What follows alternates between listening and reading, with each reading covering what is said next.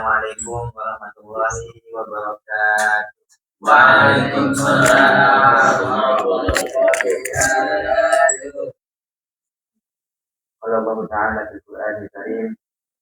A'udzu billahi minasyaitonir rajim. Bismillahirrahmanirrahim. Ya ayyuhalladzina amanu kutiba 'alaikumus shiyam kama kutiba 'alal ladzina min qablikum la'allakum tattaqun. Insyaallah pada pertemuan kali ini saya akan membawakan tema ukhuwah Islamiyah, tumbuhkan persatuan dan cinta. Manusia diciptakan di muka bumi ini dengan berbagai macam perbedaan, baik itu dari suku, bangsa, agama, bahasa, budaya, dan perbedaan lain. Dari perbedaan tersebut terkadang menimbulkan perselisihan di antara kita. Namun sejatinya perbedaan tersebut tidak seharusnya memicu perpecahan di antara kita.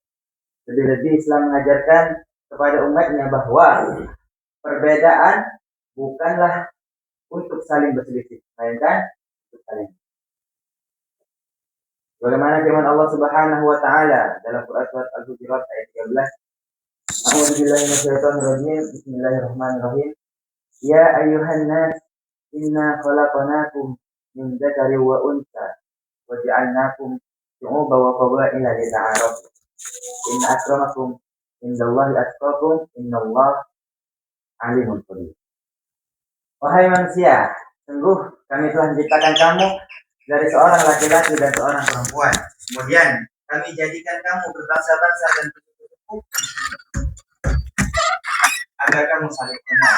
Sesungguhnya yang paling mulia di antara kamu di sisi Allah adalah orang yang paling bertakwa. Sungguh Allah Maha mengetahui, Maha. Yang hadirun rahimakumullah. Dari ayat di atas dapat dipahami bahwa tujuan Islam menjadikan kita berbangsa-bangsa, bersuku-suku, ras, dan lain sebagainya itu untuk saling mengenal. Dan setelah saling mengenal dengan melewati proses yang panjang seperti bermuamalah yang banyak, bertatap muka, yang berinteraksi, maka ukhuwah Islamiyah akan tumbuh dan diri. Sama halnya sekarang, kita tidak bisa semena-mena kenal dengan satu sama yang lain. Ada proses di dalamnya, ada sebuah perjalanan di dalamnya. Bisa kita saling mengenal. Seperti ini, kita berkumpul dalam majelis ilmu, kita sering bertemu, sering berbincang, bertatap muka. Maka rasa ukhuwah Islamiyah itu akan muncul dengan dirinya di dalam diri. Kemudian ukhuwah Islamiyah ini memiliki keistimewaan sendiri, yakni berbeda dengan ukhuwah yang lainnya. Kenapa? Karena ukhuwah Islamiyah tidak dibatasi oleh sekat-sekat negara, suku, ras, dan lain sebagainya. Inilah yang menjadikan tumbuhnya rasa persatuan dan cinta kasih di antara. Kemudian persatuan yang utuh dan persaudaraan yang erat adalah yang tidak bisa dipisahkan. Kayaknya satu kesatuan yang saling terhubung.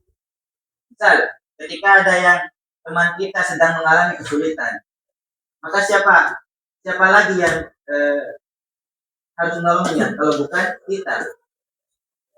Ya, harus support sebagai teman. Yang satu dengan yang lain harus berhubungan. Ketika yang lain sedang mengalami kesulitan, yang lain haruslah hadir di sisinya untuk mengeluarkan bantuan, musyawarah, bantuan. Ketika ada yang beruntung kesedihan, saudaranya lah yang menghiburnya dan memberinya semangat untuk bangkit kembali. Nah, seperti yang kita lihat, kita sebagai orang mukmin ketika melihat saudara kita di Palestina sana yang dibombardir habis-habisan oleh Israel, yang diserang habis-habisan. Nah, bukankah seharusnya bagi kita merasakan sakitnya juga? Ketika Palestina diserang, apakah kita tidak sedih? Maka dengan apa? Paling tidaknya kita mendoakan.